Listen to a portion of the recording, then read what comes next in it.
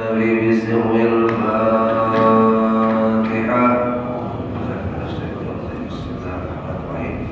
الحمد لله رب العالمين الرحمن الرحيم مالك يوم الدين إياك نعبد وإياك نستعين اهدنا الصراط المستقيم صراط الذين أنعمت عليهم غير المغضوب عليهم ولا الضالين.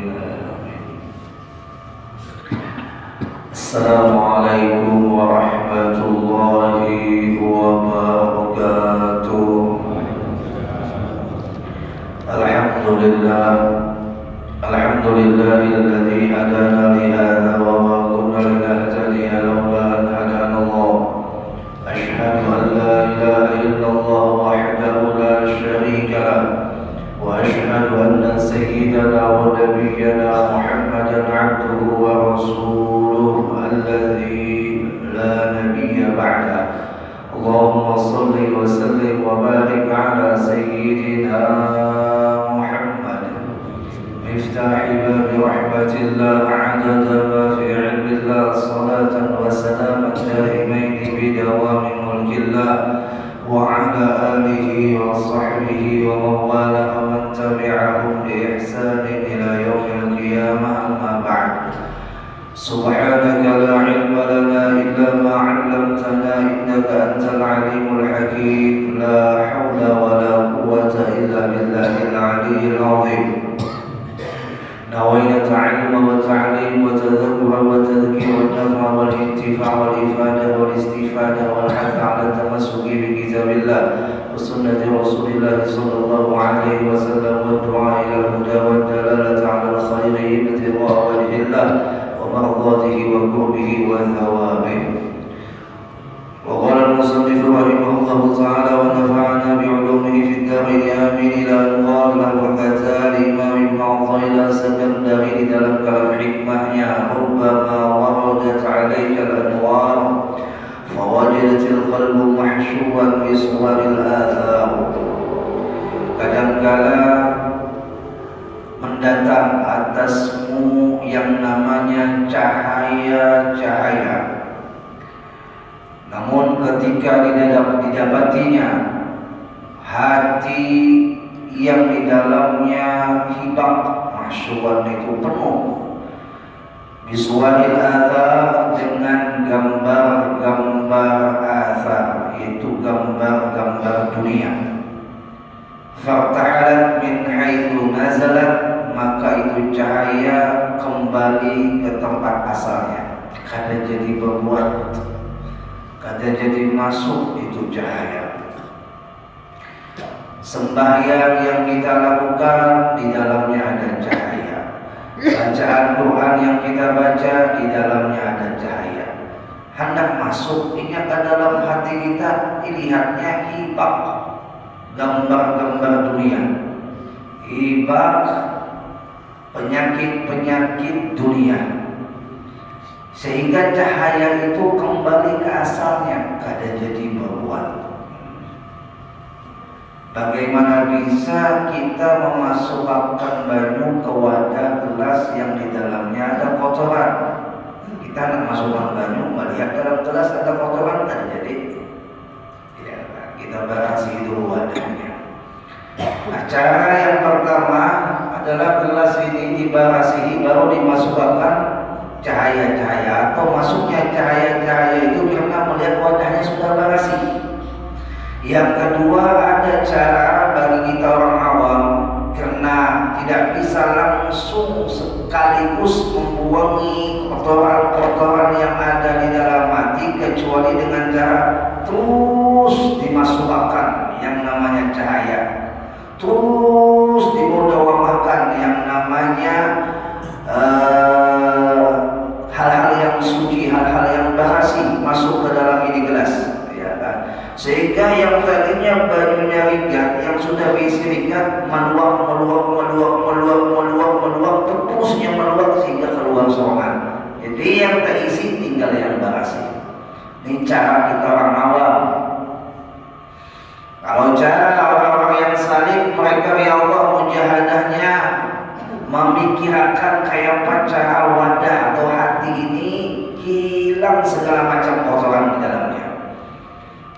karena tidak akan bisa masuk dari cahaya secara menyeluruh, secara utuh, secara sempurna apabila wadahnya atau hatinya masih hibak lawan gambar-gambar dunia. Melihat kita dibukakan hijab oleh Allah umpama akan hati bini kita, di dalamnya terdapat ada gambar kecintaan selain ke kita, kayak apa rasanya?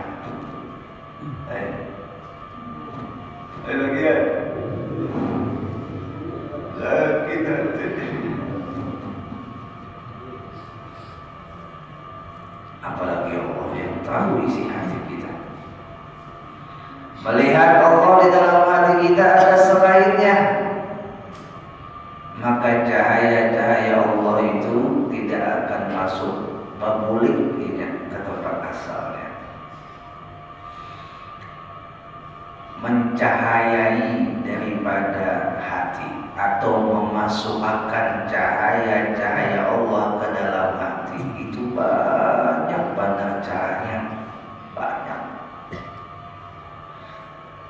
Bahkan apabila sudah hati itu bercahaya, tempat ia berada tempat bercahaya. Contoh, di dalam hadis Nabi disebutkan nawwiru buyutakum bitilawatil Quran wa fi riwayat bis shalah. Cahayai rumah kalian dengan bacaan Quran, dalam riwayat yang lain dengan sembahyang. Menandakan apa? Rumah ikut bercahaya oleh bacaan Al-Quran. Cahaya bacaan Quran bukan saja masuk ke dalam hati si pembacanya, rumah yang ingin membaca di dalamnya umpat bercahaya. Dan apabila rumah itu bercahaya, itu laksana nih lampu padam berataan, cuma rumah kita yang pakai genset menyala. Kejauhan pun kita menjadi perhatian. Dari jauh-jauh rumah kita itu kelihatan. Kayak itu orang langit melihat orang dunia, malaikat-malaikat melihat orang bumi. Ujar malaikat, nah rumah si anu bercahaya bukan karena listrik atau lampu, tapi karena bacaan Quran.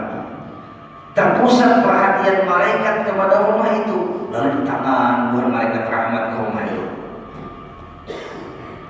Dan malaikat rahmat tidak akan masuk ke dalam rumah orang yang gadap.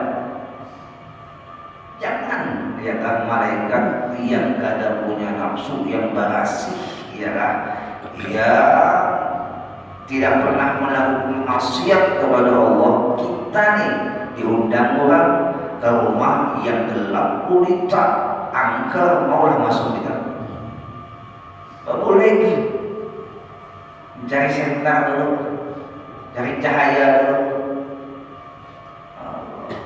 Lewat di padang sunyi aja tuh, apalagi mendengar di padang itu ada penghuninya, udah mulai merinding. Udah ada cahaya rampok dolar. Tapi karena suasananya sepi, suasananya sunyi, membuat hati kita kadang karuan rasa ketika berada di tempat itu. Apalagi kemudian gelap gulita, sudah di kuburan, kadang pula di situ pulang bunyi-bunyiannya macam-macam pula. Ada bunyi jangkrik, bunyi burung hantu, bunyi kuntilanak. Semua juga mendengar. Di film itu muncul juga kan tahu.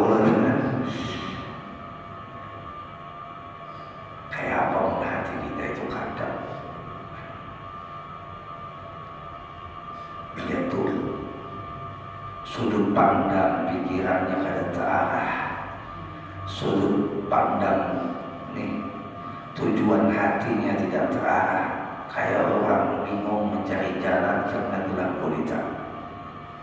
Bahaya bagian orang yang sudah gelap hatinya itu kada tahu lagi yang mana yang jujur, yang mana yang salah.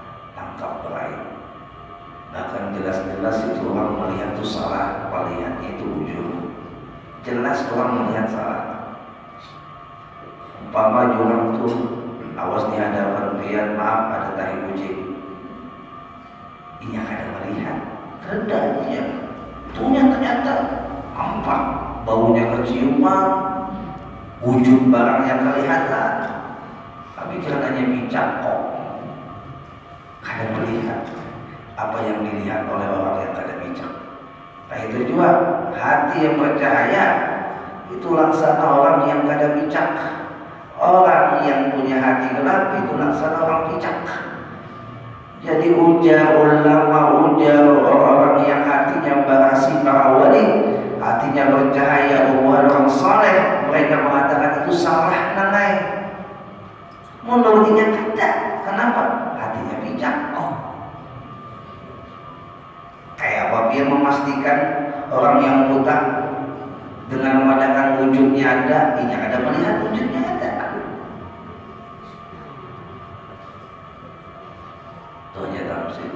Apalagi orang yang bijak hatinya. Ya Allah, orang buta mata pun hatinya berhasil selamat. Tapi orang yang matanya kada buta tapi hatinya buta pasti kada selamat.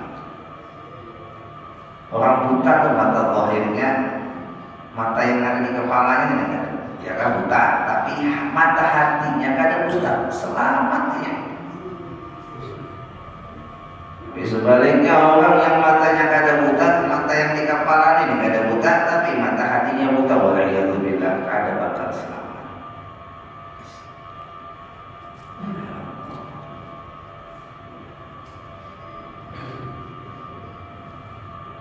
Ya akhirnya yang ada dalam keputusannya selalu bertentangan dengan apa yang diputuskan oleh Allah.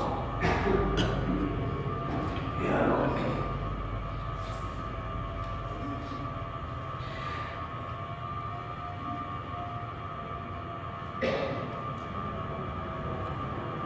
Hati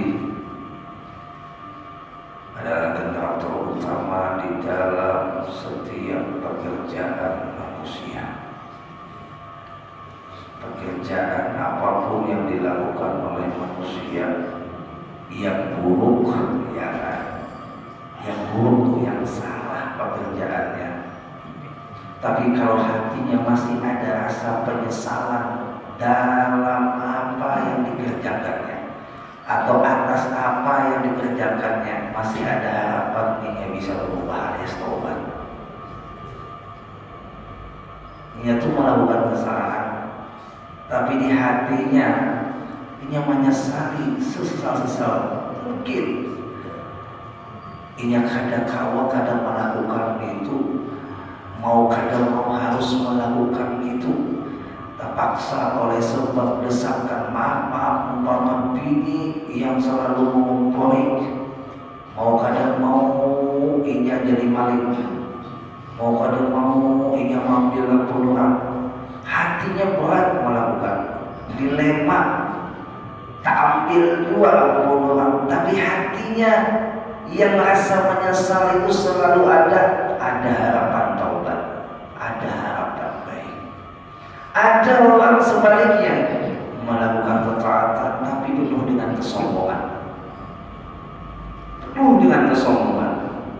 Padahal taat itu baik sudah, sembahyang itu baik sudah. Tapi ketika ia melakukan taat itu sombong, hati sombong, ia merasa dirinya yang paling suci, merasa dirinya yang paling mulia, merasa dirinya paling dekat lawan Tuhan, merasa dirinya memiliki surga, lalu memandang orang lain neraka berat, melihat kawan, sambatnya kawan itu ada apa-apanya, selalu saja meremehkan orang. Akhirnya perbuatan taatnya jadi maksiat yang terselubung. Taat zahirnya tapi maksiat di baliknya. Dan orang seperti ini susah untuk mengakui kesalahannya. Kenapa?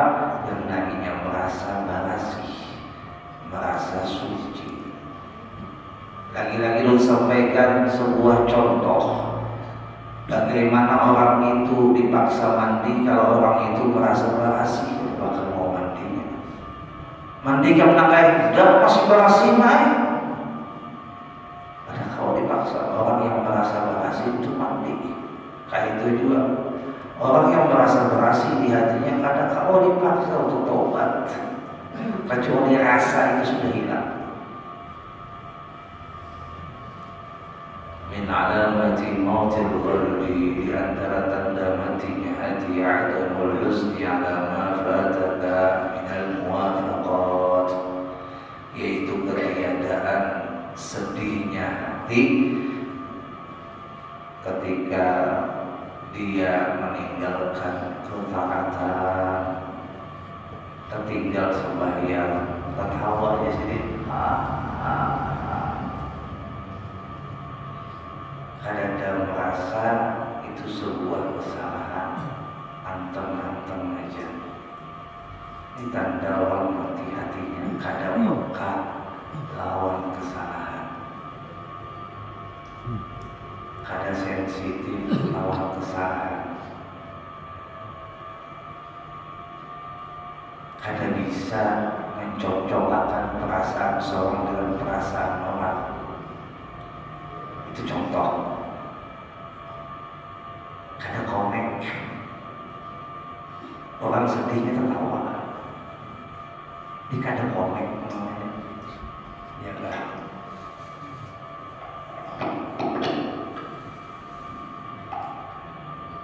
Jaga sembung bawa golok. Apa artinya bawa?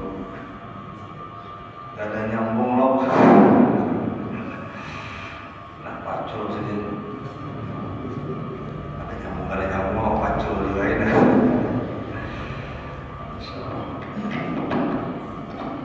Nah, jadi Bapak Ibu jemaah rahimahumullah wa ta'ala.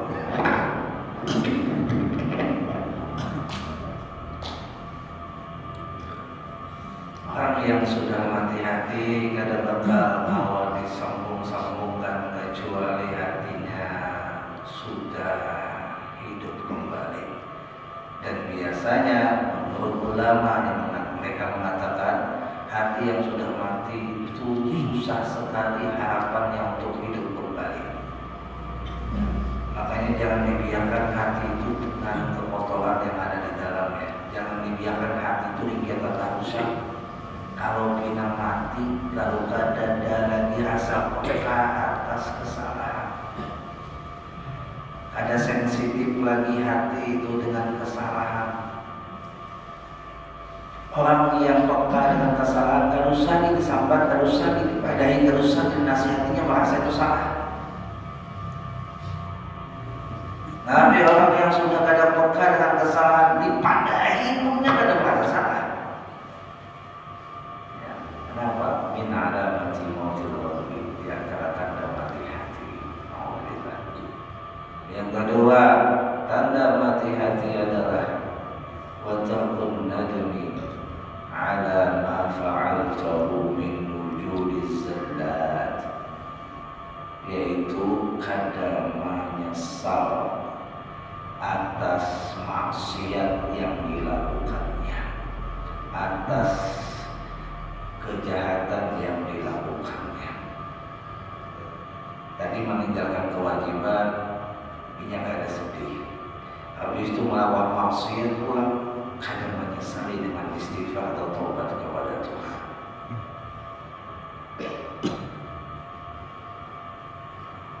Sudah kayak ini ada di hati manusia, maka manusia yang seperti ini khatamallahu ala qulubi, tak kunci hatinya. Jangan pun kayak kita yang memadainya, Nabi pun bisa kada di asingnya. Kalau saya jauh-jauh Abu Jahal, ya semua sudah tertutup hatinya. Kadang kau lagi melihat keindahan Nabi Muhammad, kadang kau lagi meresapi nasihat-nasihat Nabi Muhammad.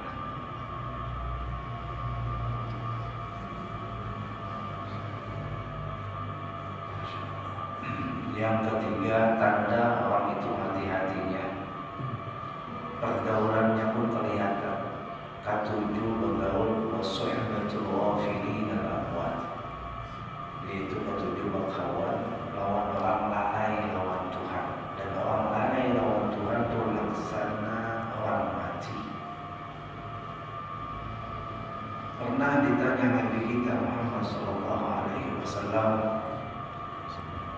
ayu julasa'una khair, wahai Rasul, teman sekedudukan kami yang baik itu kayak apa? Dijawab oleh Nabi kita, satu tandanya teman yang baik, teman yang bagus dijadikan teman sejati adalah man dzakarahu billah ru'yatuhu, yaitu orang yang mengingatkanmu dengan Allah ketika kamu melihatnya. Yang kedua, teman sejati itu, teman baik itu, ujar Nabi, adalah wazadakum bi'ilmihi mantiq, bertambah ilmu kalian dengan apa yang diobrolkannya kepadamu, ucapannya menambahkan ilmu kepada kalian. Yang ketiga, wa dzakarakum bil akhirah bi'amali, wa dzakarakum bil akhirah amalu, ujar Nabi mengingatkan akan akhirat dalam setiap amalnya. Tiga kriteria ini cukup, ujar Nabi, menjadi tanda orang itu bagus atau adanya dijadikan teman sejati. Kalau ada tanda tiga ini berarti bagus dijadikan teman sejati. Hidup di dunia ini berubah. Ada yang namanya teman umum, ada yang namanya teman khusus. Teman umum boleh yang berkawan melawan siapa aja. Jangan melawan orang yang ahli maksiat.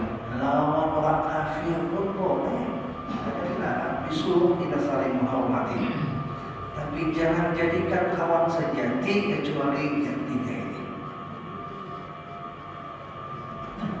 Karena kata Allah, al-akhilla yawma yatba'uhum li ba'dhin aduwwin lil muttaqin.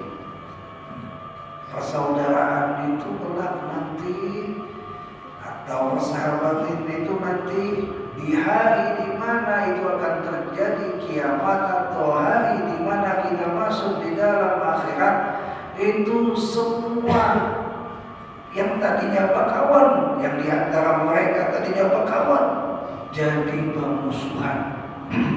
Kesarangan seruntung, tenggeng baik-baik, mamandir orang baik-baik, habis itu mengambil ampun orang baik-baik, serangan seruntung deh. Maka kawanan yang tidak baik itu saling bertiwasakan. Kalau mengerikan lah, pulang masuk neraka. Ujar si kawannya, ada ikan dua empat. Bertiwasaan, bakal lagi. Padahal tadinya di dunia saratan seruntung. Ujar Allah, ilal muttaqin, kecuali persaudaraan, perkawanan, persahabatan atas dasar takwa itu kadang bakalan ya langgeng sampai ke surga.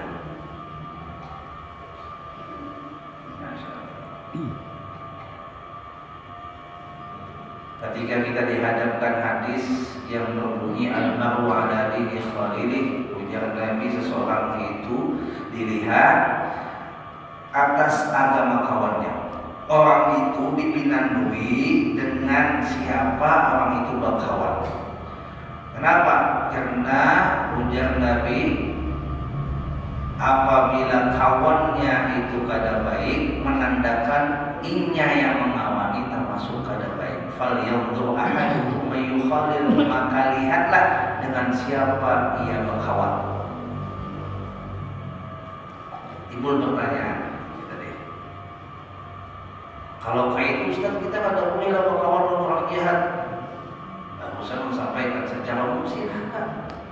Tapi kalau secara khusus, kalau biar hendak berkawan atau merangkul mereka, lihat dulu diri kita. Kita ini sebagai tabib kah atau sebagai pasien kah? Kalau sebagai pasien sama-sama hendak diobati, jangan memarahi orang yang hendak diobati, sama tertularnya ya. Mun kita jadi tabib, jadi dokter, ayo rangkul mereka. Laksana pasien COVID. Mun tahu Sidin ini kena COVID, ulun pasti kena kebaran. Lihat bang, Liga pian tuh kena COVID itu kebaran. Waktu zaman COVID, mainnya naik ada. Waktu semalam. Kenapa jadi pian kada kebaran? Apakah pian memadahkan orang kena COVID itu kada baik? Kada. Lalu kenapa pian kada kebaran? Karena takut tertular. Kenapa jadi pian ada rasa takut tertular? Karena pian tahu diri aku ini bukan dokter. Aku gak ada punya pengaman kuat. Aku gak ada punya perisai kuat. Maka aku jaga jarak. Nah ketika jaga jarak kita dengan orang yang kena COVID, sekaligus kita menyelamatkan orang yang kena COVID, juga menyelamatkan diri kita, juga menyelamatkan orang yang akan berdekat dengan kita. Kita tuh kalau kena COVID, justru kita bawa ke rumah, awas rumah kena COVID. Jaga jaraknya kita dengan pasien yang kena COVID adalah menyelamatkan diri kita dan orang lain. Bukan berarti kita memusuhi orang kena COVID. Kita sadar diri kita ini belum mumpuni untuk menjadi dokternya si pasien COVID. Lain kayak mereka yang menjadi dokter. Ya. Selain punya tanggung jawab, mereka ngerti bagaimana mengantisipasi daripada penyakit menular ini. Ya, logika aja kayak itu jual. Ketika kita berperang lawan orang yang punya penyakit hati, orang yang punya penyakit kohir saja kita takutan memarahinya, apalagi jauh lama orang yang punya penyakit hati itu lebih bahaya ketimbang penyakit kohir penularannya. Kalau penyakit kohir itu apabila tertular ada rasa, ada efek, bukan saja dirinya yang merasa, orang lain bisa melihatnya. Tapi kalau penyakit hati kadang-kala orang lain saja yang bisa merasakannya, dirinya kadang merasakan. Tertular penyakit hati mengakibatkan semua amal ibadahnya rusak. Karena ia tertular tadi penyakit hati, kawan yang punya sombong, punya sifat sombong, kawan ini lawan orang yang punya sifat sombong, lambat laun ini jadi orang sombong juga. Kalau kawannya tuh bisi duit banyak sombong, ingat kada bisi nama-nama, karena berkawan orang sugih yang sombong, paknya sombong padahal yang sombong banget ada. Penyakitnya menular. Pakacak pinjam dulu, pinjam mobil kawan, hati sombong, kenapa? Iya tadi tertular penyakit kawan. Kalau kawan punya penyakit sombong karena ada barangnya, seorang ada bisa nama-nama sombong kan, namanya. Allah.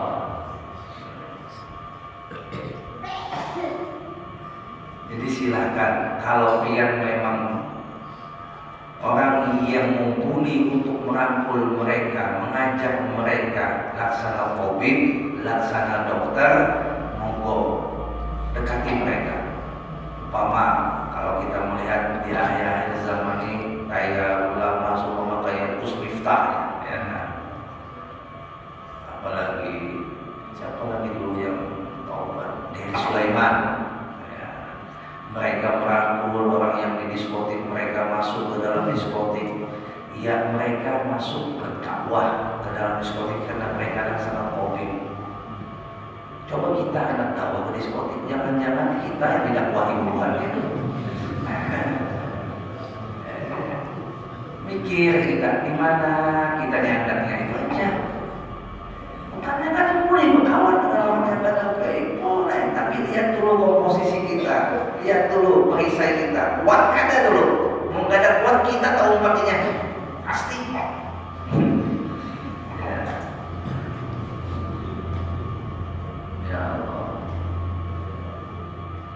Nah, Bapak Ibu jamaah rahimakumullah wa athabakumullah. Jadi 3 inilah tanda orang yang hatinya mati. Maka kata ulama, orang yang sudah hatinya mati, obat yang paling manjur untuk cepat menghidupkan hatinya rajaki, bakawan, bagaul, baparak lawan orang yang bisa menghidupkan hati. Siapa mereka? Mereka yang selalu terkoneksi hatinya kepada Allah.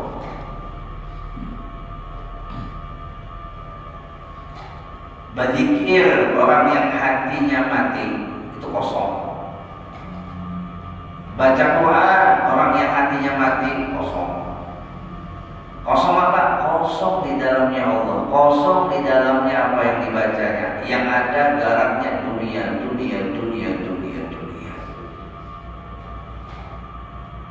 Tapi dengan berdekat diri kepada orang yang terkoneksi kuat kepada Allah, dia akan dihubungkan tali, dicucukkan oleh orang ini, si wali atau si ulama, dicucukkan sidin, terkoneksi, terhubung, maka lambat laun hatinya akan pulih kembali, akan hidup kembali. Bahkan ada sebagian ulama yang mengatakan tidak ada obat orang yang mati hati kecuali Allah mendatangkan seorang murabbi mursyid yang akan menghidupkannya. Laksana orang mati di zaman Nabi Isa. Ya, secara normalnya orang mati tidak akan bisa hidup lagi, tapi Allah datangkan Nabi Isa sebagai sebab kehidupannya. Lalu dengan mukjizat Nabi Isa hidup kembali itu orang. Begitu juga para pewaris Nabi, mereka para wali, ya kan? Yang hatinya selalu terkoneksi kepada Allah, hatinya merasi, hatinya bercahaya, itu dapat menghidupkan hati kita yang mati. Memandang mereka saja itu meruntuhkan segala macam penyakit hati.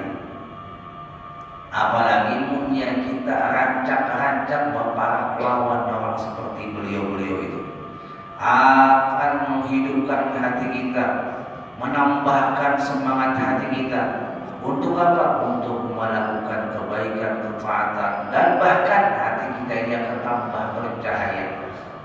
Suhbatul akhyar, bakawan lawan orang baik, itu akan diwariskan atau akan mewarisi penyakit yang namanya, akan mewarisi hadiah yang namanya husnul dzan, sangka baik bil asyrar kepada orang yang kada baik. Bakawan orang baik itu akan mewarisi orang yang bakawan ini sifat sangka baik kepada orang yang kada baik, sangka baik kepada orang yang kada baik. Sebaliknya, bakawan orang yang kada baik itu akan mewarisi sangka buruk kepada orang baik. Bakawan orang baik akan mewarisi sangka baik kepada orang yang kada baik. Orang yang kada baik itu bisa sangka baik kepada orang baik. Tapi sebaliknya, bakawan orang yang kada baik akan mewarisi sangka buruk lawan orang baik.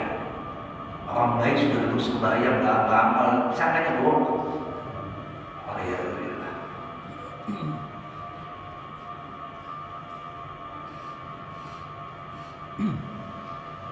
Bapak Ibu jamaah rahimahumullah wa athabakumullah. Lalu lagi kata Imam Ibn Athaillah, farriq qalbaka minal aghyar yamla'ahu bil ma'arif wal asrar. Kosongkan hatimu daripada aghyar. Aghyar itu yang mana? Sifat-sifat dunia yang menipu. Aghyar itu selain Allah yang disifatkan kepada dunia. Apa dalam Al-Quran disebutkan? Innamal hayatud dunya wa mal hayatud dunya illa mata'ul ghurur. Aghyar, ghurur, yaitu tipu daya. Hilangkan, kosongkan hatimu dari segala macam tipu daya. Yamla'u bil ma'arif wal asrar, maka niscaya akan terpenuhi hatimu dengan cahaya ma'rifat dan cahaya rahasia. Masya Allah. sudah kosong yang namanya kekotoran di dalam hati, kosong sudah ikatan hati dengan dunia, maka ilmu ma'rifat itu cepat masuk ke dalam hati. Ilmu asrar, ilmu segala macam rahasia cepat masuk ke dalam hati. Orang tuh belajar ilmu ma'rifat lawan wali, tapi hatinya selalu mengiktiraf wali, hatinya rusak, hatinya sombong, hatinya ringkat. Maka ilmu si wali, ilmu ma'rifat tadi yang disampaikan wali kada bakal bangkit, kada bakal masuk. Itu yang sudah duduklah belajar, apalagi ilmunya sudah rusak, hatinya kada lagi belajar. Mau sudah belajar ya, tapi hatinya masih merasa sombong, hatinya masih merasa lebih hebat daripada gurunya, atau sama saja tuh, hatinya merasa sama dengan gurunya. Aku sama aja lawan guru, kada bakal masuk. Ini teko, ini kami teko lah, ini teko, ini gelas, posisi teko lawan gelas tuh sama rata, orang masuk ke gelas. Harus lebih tinggi. Kalau seumpama teko sudah di sini, gelasnya harus direndahkan. Ya, bisa tekonya yang tinggi atau gelasnya yang merendah. Kalau tekonya tinggi, ini membuat para nabi, termasuk Nabi kita Muhammad, ya kan? Sekaras-karasnya manusia pula. Kalau Allah mengizinkan kepada Rasul, yaitu Nabi kita Muhammad, untuk bisa memberikan hidayah atau cahaya petunjuk kepada orang yang dikehendaki Allah, maka akan sampai. Ini kelasnya Nabi Muhammad, kelasnya para nabi, kelasnya para wali pun kita. Jangan yang namanya orang yang setara dengan kita, orang yang di bawah kita, jelas-jelas di bawah kita. Siapa anak kita? Itu di bawah kita tuh. Ibarat bahasa orang dunia, olahan kita. Ya, itu ada kawa kita masuk akan apabila si anak tadi merasa sama kedudukannya dengan kuitannya. Si anak pun yang merasa sama dengan kuitannya, sama aja kok kuitan kok. Ada bakal anak itu mendapatkan nasihat-nasihat yang baik pada dirinya. Bini itu yang merasa sama derajatnya lawan laki, ada bakal mau menghormati laki. Sama aja tuh, apalagi merasa lebih tinggi. Ya, sama. Lu sama aja lawan sini aja. Bapakku cium tangan, merasa sama. Lu sama aja lawan sini, bapakku menghormati, merasa sama. Betul ada kawan sukses, jadi ulama besar, jadi orang yang bermanfaat bagi umat, punya jamaah banyak, lalu tetap lawan sholat berjamaah, itu kawan bahagia sama aja. Kenapa ini kalau Muhammad yang merasa sama? Selama ada rasa seperti itu, pada bakal kita bisa menghormati. Hatta dengan orang yang lebih tinggi pada kita, yang jelas-jelas tinggi lebih kita, kuitan, guru kita, suami pian, itu lebih tinggi pada pian. Biar jadi presiden, tetap suami pian lebih tinggi pada pian. Bahkan apabila perempuan itu lebih tinggi derajat dunianya ketimbang lakinya, maka lakinya bukan terangkat, bukan terhina. Itu membuktikan. Mau lakinya jadi presiden, bininya jadi presiden, lakinya disama apa? Bininya jadi ketua RT, lakinya disama apa? Pak RT. Mun bininya jadi ketua RT, bininya jadi ketua RT, lakinya disama bapak RT gitu kan. Tapi kalau bapaknya atau lakinya jadi ketua RT, bininya disama apa? Ibu RT. Mun bininya jadi presiden, lakinya disama laki presiden gitu kan. Malah disama tuh bininya yang harap lakinya nampak dari apa-apa. Tapi sebaliknya kalau laki yang naik, biar walaupun rendah itu naik. Semua-muanya bini presiden tetap dihargai dan disambat ibu presiden. Semua-muanya bini Pak RT. Maaf ada Pak RT di sini lah. Tetap dihargai orang sebagai ibu RT. Ya, tapi sebaliknya, sepintar-pintar laki dari bini yang presiden tetap dianggap orang hina. Jadi umumnya pian hendak mata si laki sama pian hendak merendahkan laki. Tenang ya, aku jangan harus dibandingkan. Oh, itu sama pian hendak menghinakan laki pian seorang. Mun pian saya kalau laki pian angkat derajatnya. Karena ketika laki pian naik derajatnya, pian ikut naik. Tapi sebaliknya bu, kalau pian saja yang naik, laki pian biarkan terhina-hina. Ya, maka laki pian akan dihinakan orang, akan dikucilkan orang, akan disambut orang macam-macam. Jadi itulah sudah kodrat yang Allah gariskan kepada kita. Jadi biarkan, dukung, support laki kita untuk terus naik derajatnya. Masya Allah, laki-laki yang hebat pasti di belakangnya ada wanita hebat, Masya Allah. Tapi wanita hebat di belakangnya pasti adalah pembatas. Di belakang wanita hebat pasti ada laki-laki hebat. Yang ada biasanya kita dengar di belakang laki-laki hebat pasti ada wanita hebat. Masya Allah. Ibu-ibu yang dikasihi oleh Allah dan bapak-bapak yang dirahmati oleh Allah, mudah-mudahan Allah bersihkan hati kita dari segala macam sifat-sifat yang kada baik. Allah hidupkan hati kita sampai akhirnya kita wafat membawa hati yang selamat, membawa hati yang penuh dengan iman, membawa hati yang penuh dengan Islam, membawa hati yang penuh dengan ihsan, husnul khatimah ketika mati, dan di dalam barzakh dipenuhi cahaya-cahaya di dalamnya hingga kita bertemu dengan sosok manusia yang membawa cahaya yang mengangkat kita dari kegelapan menuju terang benderang, yaitu Habibuna Muhammad. Bersama beliau kita di dalam syurga, mudah-mudahan. Amin Allahumma amin. Ala hadhihi niyya wa li kulli yadin salih ila hadratin nabi wa ali nabi bismillahirrahmanirrahim.